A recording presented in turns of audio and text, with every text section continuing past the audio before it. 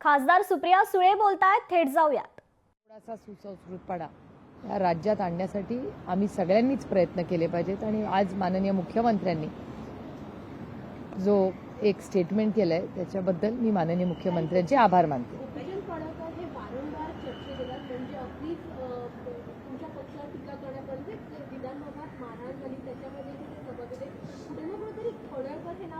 समोर येत आहे त्यांच्या गैरवर्तनासाठी स्टेटमेंटसाठी मात्र कुठे ठोस कठोर पावलं त्यांच्यावर उचलली जात नाहीये तर त्यांना अंकुश दिला जातोय. हा प्रश्न मला विचारायच्या ऐवजी या मंत्रालयात जाऊन विचारला पाहिजे, कारण का ते त्या टीममध्ये काम करतात. ते जर माझे सहकारी असते तर माझी लाईन ही टोकाचीच असती, कारण हा सुसंस्कृत महाराष्ट्र आहे. मी पुन्हा सांगते आपल्याला की मतभेद हे असलेच पाहिजेत, मनभेद असता कामा नये. आणि इतकी वैयक्तिक जाऊन टीका कुणावरही करणं कुठल्याच बाजूनी, म्हणजे ना आमच्या बाजूनी व्हायला पाहिजे ना समोरच्या बाजूनी व्हायला पाहिजे, कारण का ह्याच्यात महाराष्ट्राची संस्कृती ह्याला काळीमा फासल्यासारखं होते. दुर्दैवी आहे.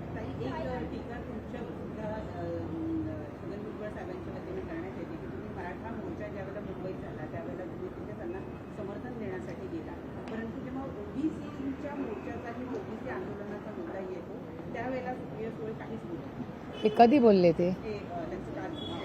कारण का काल संध्याकाळी मी त्यांना फोन केला आणि ते म्हणले मी असं म्हणलेलो नाही. हे मी स्वतः फोन करून त्यांना विचारलं. याचं कारण असं की मी त्यांना विचारलं की आपण असं एक स्टेटमेंट केलं असं मला माध्यमांनी विचारलं, तर ते म्हणले मी असं स्टेटमेंट केलेलं नाही असं भुजबळ साहेब स्वतः मला म्हणलेत काल. याचं कारण असं, मी कालही आपल्याला बोलले की अनेक समाजांमध्ये आज, कारण एक तर हा आरक्षणचा विषय अतिशय संवेदनशीलपणे आपण सगळ्यांनी मांडला पाहिजे. त्याचबरोबर धनगर समाज, मराठा समाज, लिंगायत समाजाचे अनेक प्रश्न आहेत आणि अनेक मुस्लिम समाज असतील आणि अनेक घटकांबद्दल हे माझं भाषण ऑन रेकॉर्ड हे पार्लमेंटमध्ये अनेक वेळा आणि मी बोललेले पहिला मुद्दा. आणि ह्या देशामध्ये प्रेस कॉन्फरन्स महत्त्वाची असतेच, पण त्याच्यापेक्षा एक ऑफिशियल डॉक्युमेंट जी आयुष्यभर रेकॉर्ड, आता तंत्रज्ञानामुळे हे रेकॉर्डवर राहतं, पण तंत्रज्ञान नसतानाही सगळ्यात मोठं जागा जी रेकॉर्डवर राहते पॉलिसी लेवलसाठी, ते म्हणजे जिथे धोरणात्मक निर्णय होतात ते म्हणजे आपलं पार्लमेंट, संसद भवनमध्ये मी बोललेले.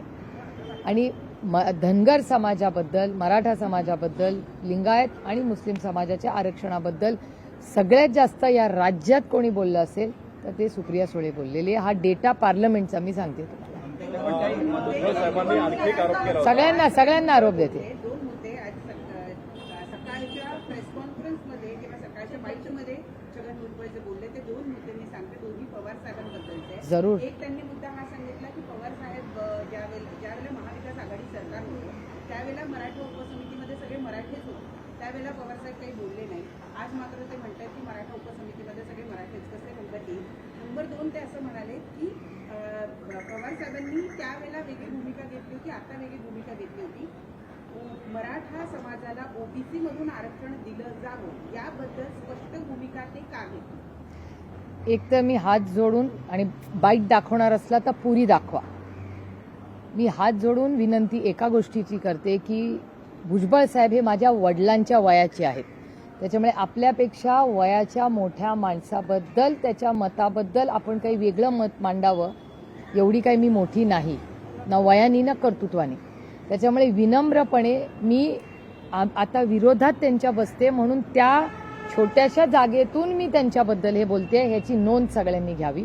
कारण का भुजबळ साहेब सगळ्याच वतीने माझ्यापेक्षा मोठे आहेत, त्याच्यामुळे खूप विनम्रपणे एक पॉलिसी लेवल म्हणून मी ह्याचं उत्तर खूप विनम्रपणे देते. हा माझा सगळ्यात महत्त्वाचा मुद्दा.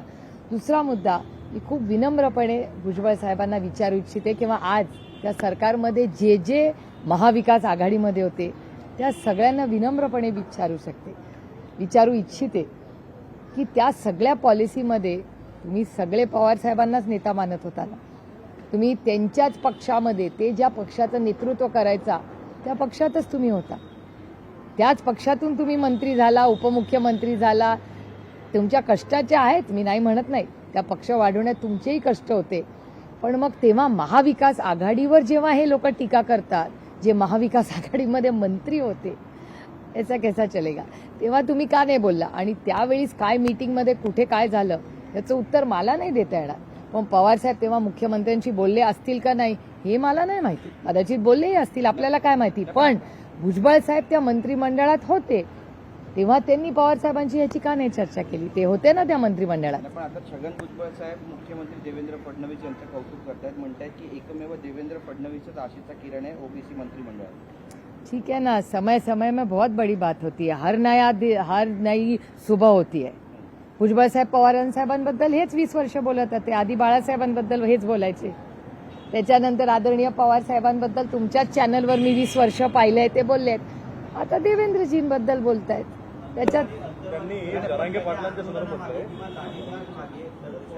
पोलिसांवरच्या लाठीचार्ज मागे शरद पवार पक्षाच्या आमदारांचा हात आहे.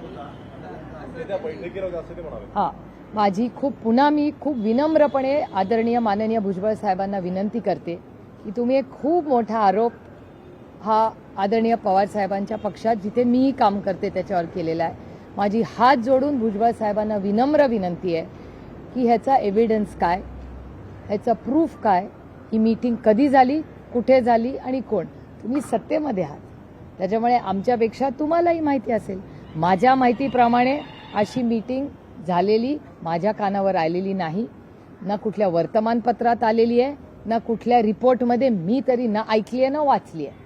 त्याच्यामुळे मी खूप हात जोडून विनम्रपणे माननीय भुजबळ साहेबांना विनंती करते की ही मीटिंग कुठे झाली, किती वाजता झाली, कोण हजर होतं, या सगळ्याचं त्यांनी पारदर्शकपणे ती माहिती देशाला सांगावी, राज्याला सांगावी. कारण का मलाही उत्सुकता आहे की कोण होतं, त्याचा एव्हिडन्स काय, तुमच्याकडे रिपोर्ट आहे का. आणि मग रिपोर्ट असा असेल तर त्यांनी मीडियाला सांगायच्या ऐवजी ह्याच्यात पोलिसला कंप्लेंट केली पाहिजे.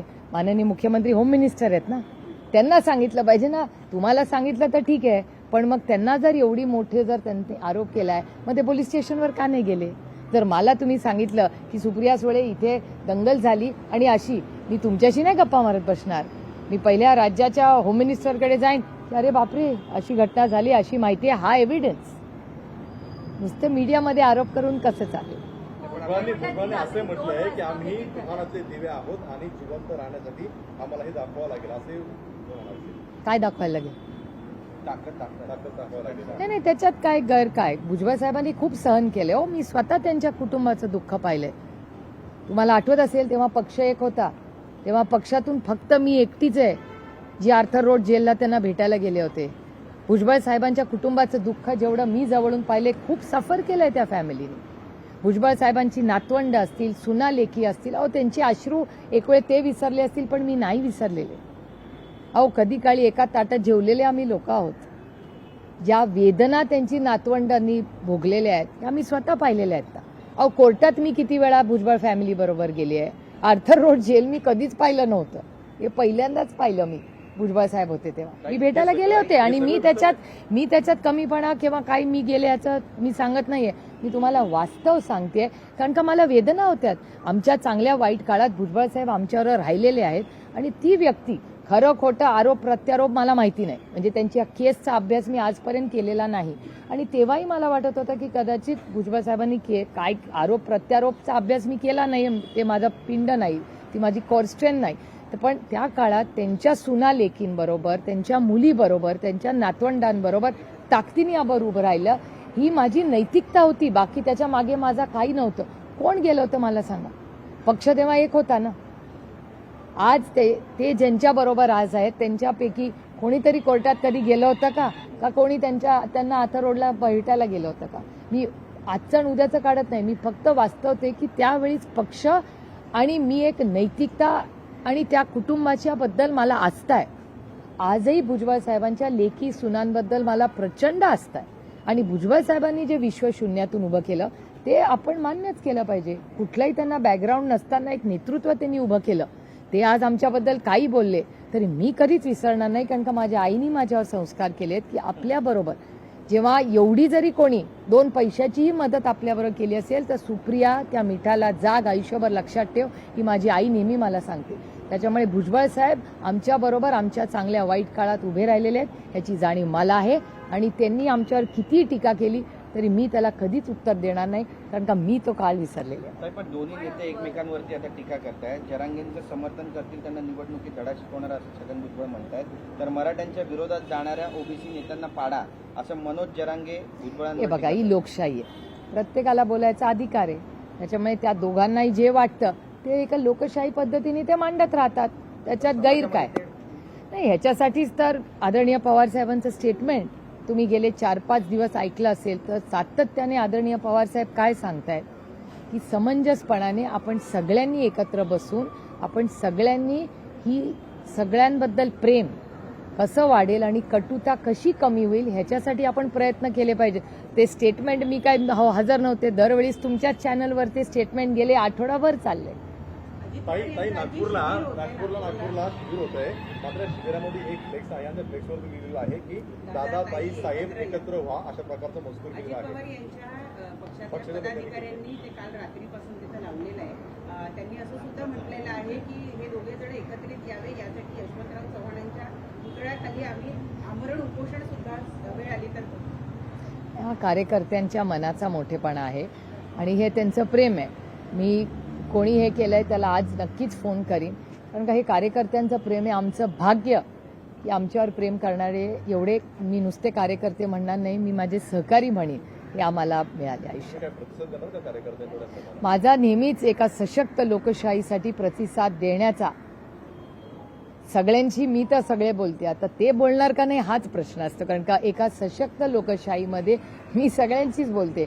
भारतीय जनता पक्षात तर त्यांचा मित्र पक्ष असेल किंवा त्यांचा सहकारी असेल, नाही हे बघा, मागणीबद्दल कसं आहे की मागणी दोन्हीकडून चालते ना, एका हाताने तर टाळी वाजवत नाही ना, टाळी वाजवायला दोन्ही हात लागतात. त्यांनी असा दावा केलेला आहे, ज्यांनी हे पोस्टर लावलं त्यांच्याशी मी बोलले, त्यांची मुलाखत घेतली. त्यांचा असा दावा आहे की दोन्ही पक्षातल्या आमदार खासदारांपासून कार्यकर्त्यांपर्यंत अनेकांना असं वाटतं की दोन्ही पक्षांनी एकत्र यावं. लोकशाही मराठी ऐका, पहा, जागरूक रहा.